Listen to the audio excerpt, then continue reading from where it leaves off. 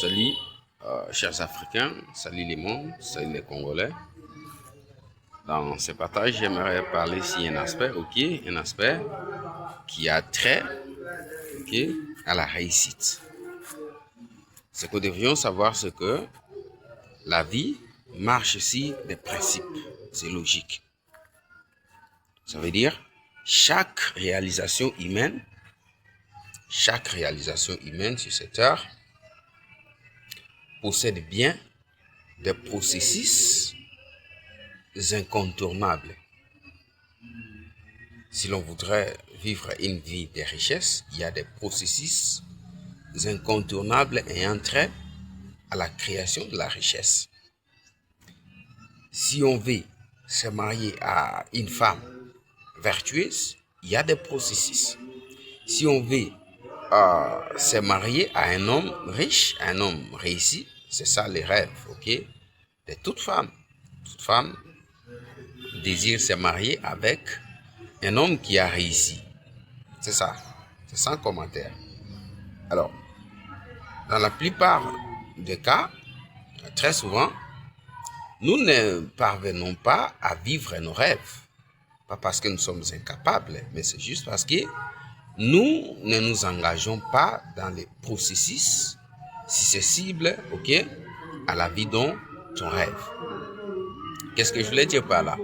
On voulait vivre une vie de richesse, mais on ne se conforme jamais aux pratiques et aux comportements qui mènent à la vie de la richesse. Rien n'est hasard. Rien n'est hasard.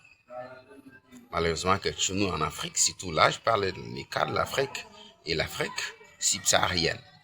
Parce que c'est de là que nous pensons toujours que des choses arrivent par hasard.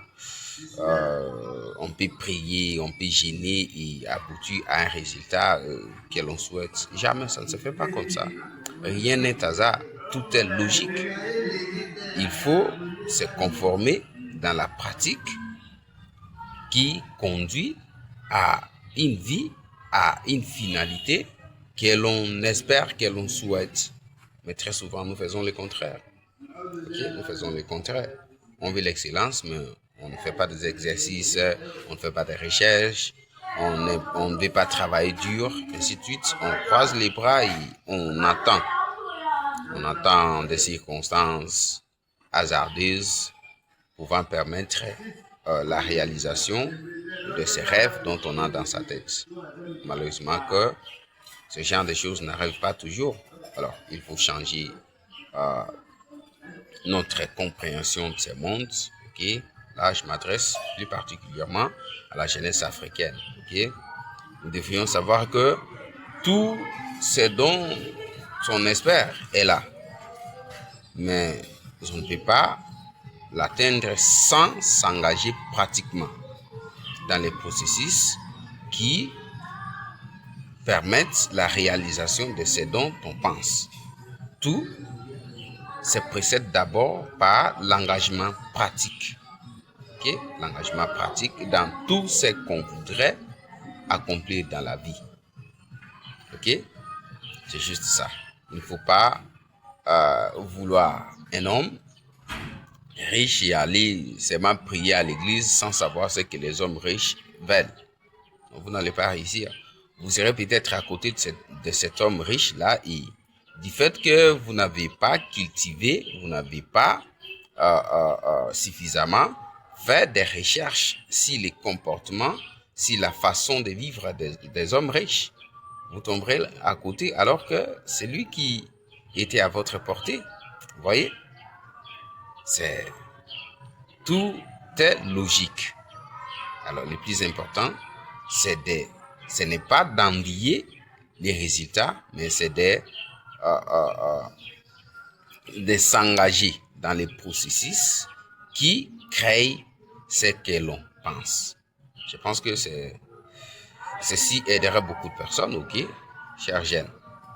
Vous voulez l'emploi? Alors, engagez-vous dans l'entrepreneuriat parce qu'aujourd'hui, en Afrique, les propos de chômage, nul l'ignore. Le chômage bat son plein à un niveau que vous comprenez. Donc, il n'y a pas assez d'emplois. Alors, si vous voulez de l'emploi, créez-en. OK? Faites quelque chose pour vous-même, par vous-même. OK? Sinon, vous risquerez de passer toute votre vie, toute votre jeunesse dans le chômage, dans la quête d'emploi, jusqu'à ce que l'âge aussi ne va pas tenir compte de votre situation et vous serez en train de grandir. Subitement, vous retrouvez dans la vieillesse. OK? Ce qui n'est pas normal. Il faut toujours s'engager pratiquement dans le processus de ce que l'on voudrait réaliser. C'est juste ça. Je vous souhaite un très bon début de la semaine. Bye.